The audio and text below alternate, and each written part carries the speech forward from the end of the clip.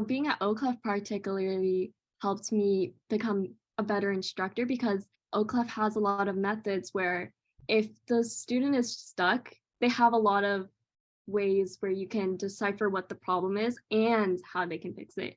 But if you know it's a rhythm problem, oh, they need a count. They need to maybe tap one hand, conduct.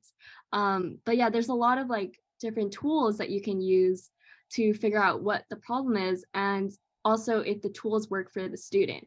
Because not every student you work with is going to have the same solution. It's really how they learn and what is effective for them. Students can learn quicker and more effectively. And what we've been talking about this entire time is like the benefits of meeting every single day. So just having that option there, because I know personally from my experience, I would be practicing on my weekly lessons. So that's definitely not good. So just having lessons be less intimidating and more of a way to like, oh, I want to do better than I did yesterday, even 1% better. If you do 1% better for 100 days, you're already 100% better.